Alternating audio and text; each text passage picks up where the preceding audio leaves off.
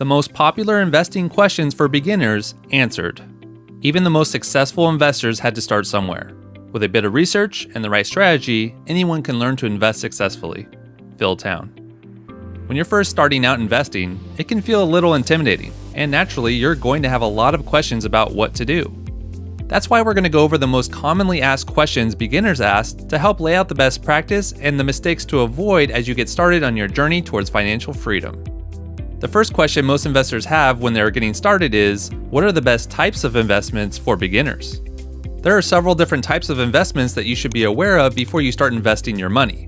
However, the most common types of investments investors typically consider when they are first starting out are investing funds, 401ks, and individual stocks.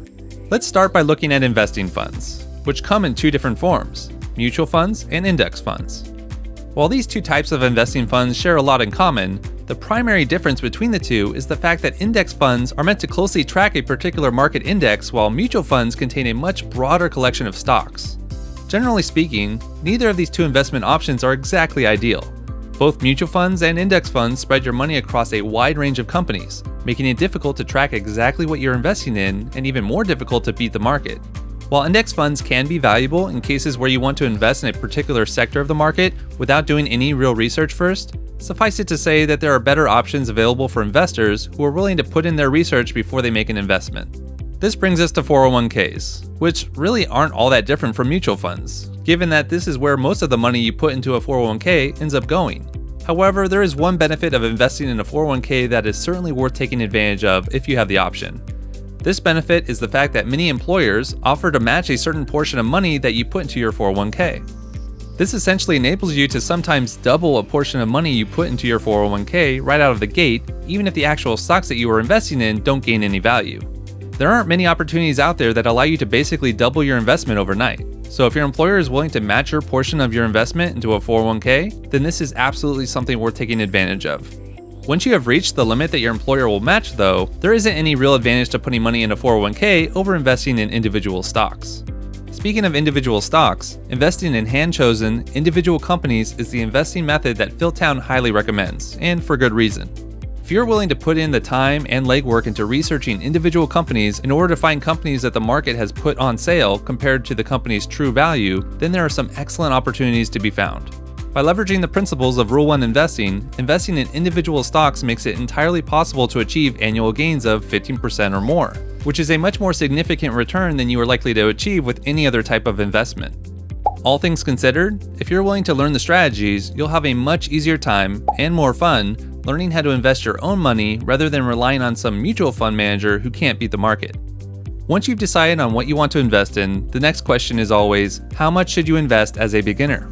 When Phil first started investing, he didn't have much, but every penny he could spare went towards investing. This may not be realistic for everyone, but if investing is important to you, it shouldn't be the last place you put your money. You don't need a huge sum to invest. Even if you start with $500, the important thing is that you started. Another popular question is, what investing strategy should a beginner investor use? Investing is more than just picking a few stocks and hoping for the best. If you're doing it right, there are some basic rules involved. The Rule 1 investing strategy follows the principles of value investing. This form of investing enables you to highlight companies that are trading below their true value and make an educated investment in a stock that you are confident the price will go up in the long run. If you're doing it right, this form of investing is great for beginners because it uses time-proven principles that have been used by experts like Warren Buffett and are designed to eliminate any risk. The next question investors often ask is, what are the best brokers to use for beginners? Now, there are a lot of online brokers available to choose from, and most are fairly competitive in regards to the fees they charge and the services they offer. Some of the most common ones include TD Ameritrade, E-Trade, Ally, Fidelity, Merrill Edge, Charles Schwab, and Robinhood. If you don't already have a brokerage account, commit to opening one today. This doesn't mean you have to put money into an investment right away. In fact, you shouldn't invest a cent until you fully research the company. But overcoming this small obstacle can be a big step towards becoming an investor. And finally, the last question is, what are the best resources for beginners looking to learn more about investing? Succeeding at investing is something that takes a certain degree of education and preparation. Thanks to the internet though, helpful investing resources are now easier to come by than ever before. If you are looking to learn as much as possible about value investing before you dive in yourself, Rule number 1 is one great resource to check out. From blogs to podcasts to online courses, Rule number 1 offers a broad range of educational resources that are free, easy to follow, and designed for beginners. And if you really want to jump in on your investing training, download the free investing guide below.